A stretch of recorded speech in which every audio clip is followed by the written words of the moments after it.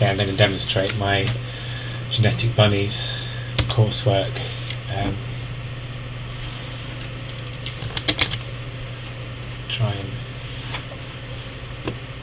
Okay, so this is the menu, and I'm going to select Hungry Bunnies. This selects the bunnies that drink and eat the most at the start. I'm going to keep food scarce. The map is Bunny Island. I'm going to increase the mutation rate. I haven't quite figured out what is a good optimum, but too high, around 70, and it doesn't really seem to optimise ever, and too low. I'm not sure actually, I can't really tell. These black squares, that's just a bug. I haven't ironed out, but it disappears after a few of them die. So these T's are thirst deaths.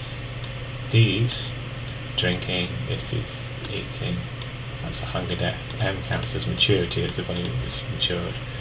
They don't do too well at the beginning. These numbers of food, they can eat so much of it. It's scarce, as in there's gaps. Water they can drink. Drinking water completely fills this number up. But if it empties, and it empties faster than food, they die immediately. As with food, it runs out, they die, but half the stuff they eat goes onto fat. When they run out of food, that fat can go back later on. That can quite help when they die. The food goes back on the map. They're not very good at looking after themselves to start with. They don't live that long. There's also optimizations. That is, they have a capacity of how much food they have to start with and how much food they have in them, and the difference between the two reduces their overall lifespan, which you can't see here because I put it up to quite a large number. It's not really relevant until later on in the program, but the difference tends to kill them. See, this bunny has very low amount of food, it can die really easily. However, it can move around drinking and eating. This Bunny Island scarce food produces bunnies that can eat well and just gave birth. See, this is G1, generation 1, they start generation 0. As it eats more, they get a little boost to start with. The more it eats, that fat is actually passed on to a baby, which is eating and drinking. Fortunately, there's only 2 of them, so it's unlikely they comes pregnant. Oh, it just died, so it's definitely not. Okay, this is quite a successful bunny, fairly early. Let's show a graph. This is total lifetime, so this will go up because it's been more successful. In this program, it tends to fluctuate. I think because the way the genes are crossed over, an algorithm definitely seems to optimise for every other round. I thought of a way to make that subtle, but it's not important. Oh yeah, there's a toroidal nature of the problem space here. Now, as they become better at eating, this bunny is going to be selected, or bunny similar to this one, they're going to be selected for the next round. This is a good example of adapting to scarce food. Now, if I was to select them for living longer and make the food quite plentiful, they have a lower metabolism, they don't move around much, they do eat a lot. Tend to be not so good at drinking. This is eating and drinking happening. There's a couple of pregnancies here, split maturities. So maturities are increasing as the bunnies are adapting to their environment. This is the longest lifetime for the individual bunny. Births, it's obviously an increase, it's increased so far. First death, hunger tends to bottom out, but it's actually going up. It's underway.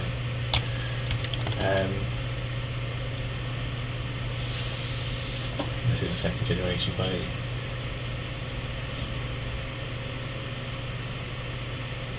It's doing quite well. I think eating quite well. I have it so if you click on them, you can show or display the field of vision in which each one can actually see. They can only see what's on the red squares as they move. You can see so much of it now. You can only see water, therefore it's only drinking. They didn't do well that round. No, it's random and it's selected by the genetic algorithm also. I expect it can develop a shape that they can see. The bunny's only going over what it can see, so it's drinking. When it goes over food, it may go to the food depending on how it's, what its chances are of actually eating. second generation one here. I don't think I get to see the vision fields of its second generation bunny. They don't seem to live that long in the second generation. They get still fatter as they eat as well. If they run out of food, they can, if they go to 0, put that food value back on. However, it goes back to 0, they tend to die. However, if they give birth, so we're going to the minus there, this bug. If they give birth, that fat energy is passed on as an extra bonus to the baby. That way, the longer the gestation time, which is genetically determined also, the better chance of survival that baby actually has. It's quite interesting. There's very rare, not so obvious combinations of genes that produce bugs, but if those bugs actually want to live longer, then the agents do find a way to bring about those bugs to survive. They're not living long. I think I should suggest increase the food around them as well. You should select them to live longer this time, rather than the ones that can eat the most. They can already eat quite a lot. Let's have them living longer. So there's 200 food for this round. There's a lot more. They're eating a lot more. Just watch food consumption shoot up. It's been dropping for some reason.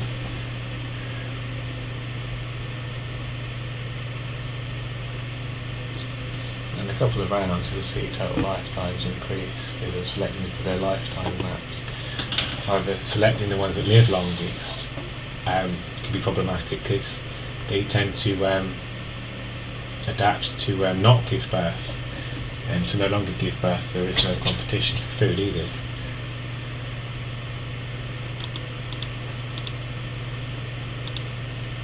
This wind walking is a bit of a bug in some directions. This is because let's put the images in wrong, back to front. This is a successful bunny, it's good at eating and drinking, but not so much. He doesn't drink so much at a time. I mean, he eats so much, he drinks quite a lot.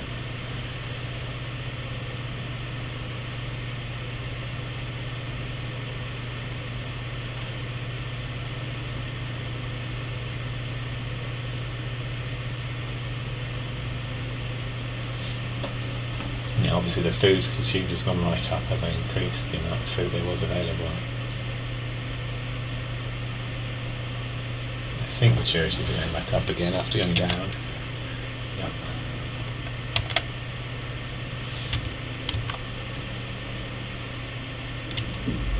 Let's make it 30 only death. And they should switch over. That's strange. There's actually 2 bunnies right there. Or is it 1 now?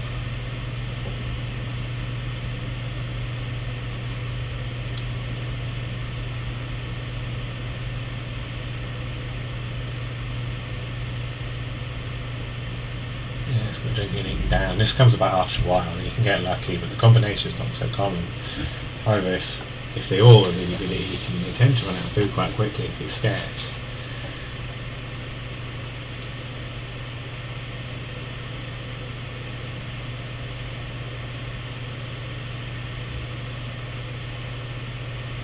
The bunnies that do this tend to suddenly get stuck.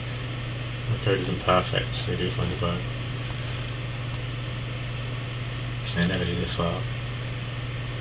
This is also proof that the whole swarm can potentially be this good if it was possible, and that if all bunnies can evolve to be this good at living, then the genetic algorithm isn't just conditioning them, it has actually optimised the whole swarm. Well, that is, I'm selecting the ones that eat or live the longest, I guess, but I haven't managed to get breeding stable. That's what I'm aiming to do. I should select the ones that are good at eating with scarce food, and then I select the ones that live longest with plenty of food. Also, every bunny that's born, there's been 10 so far, so for birth, pretty regular. Sometimes it's low and then just booms. Once I've got a 16, I can go on to breeding mode. That is, there's no genetic selection algorithm. Every round just keeps the bunnies that have given birth to the most.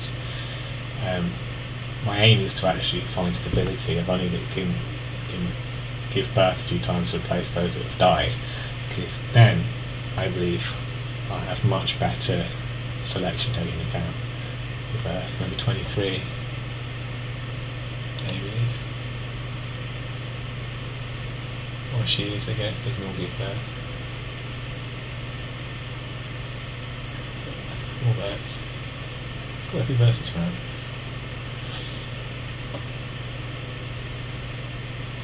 So yeah, birth. This is generation 0 still. Sometimes it's generation 1, I think. No change. This is their vision field. Well, the bunny's actually offset slightly. It's in the field it never quite seems to be in. The fact it's moving slowly means it's got a slower metabolism, which means it can starve to death and die of thirst a lot slowly at the cost of moving.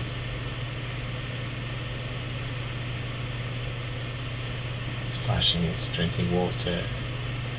It can only drink water as it can only see water, therefore it's only going to go into water.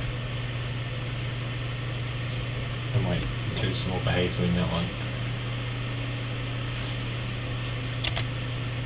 Sure, just going to help. So yeah, spending the time in that one corner. Got an early pregnancy. 1, 2, 3. No, they didn't make it. It's pregnant P true if it survives. This is running along. Using to avoid the nature of the program to survive. I wondered if this could be called specialisation. See, it's just choosing to eat between those 2 points. That's a problem with its field of view, which I was hoping would evolve to suit them better over time. I think it does. It does, but it's hard to prove.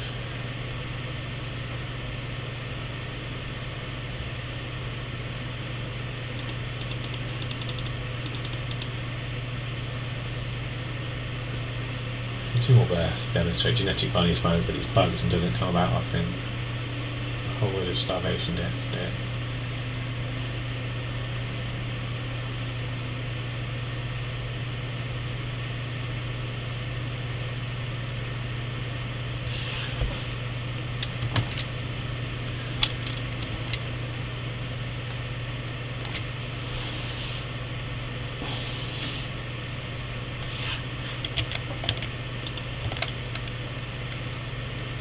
Trend, I guess, they are rising. First deaths back down. Others level.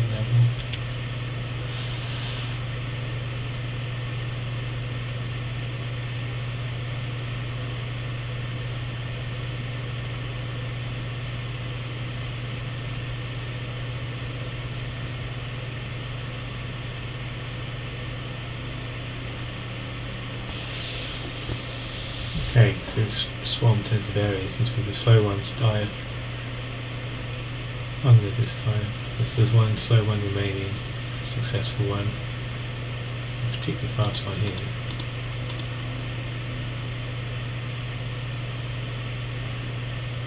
So this narrow vision sometimes has them running too avoidedly across, giving everything off the top. Yeah, let's see, quite slowly. If it was a faster bunny, I always wondered if this is adapting, but it's going to run out of food, so maybe not. Okay, CC bunnies. And this crashes, but the crash is a great way to end this because I'm running out of things to demonstrate. Breeding bunnies mode. Next round, hopefully they'll keep generating the same rabbits that successfully bred without any crossover algorithm.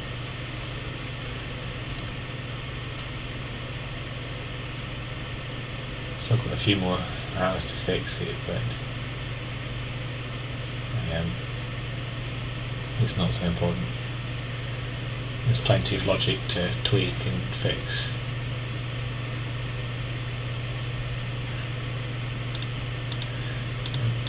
When a bunny reaches maturity, and it can reach, it just goes straight to another rabbit if there is another rabbit available. Although it doesn't, there's rarely a second generation rabbit. So I'm waiting to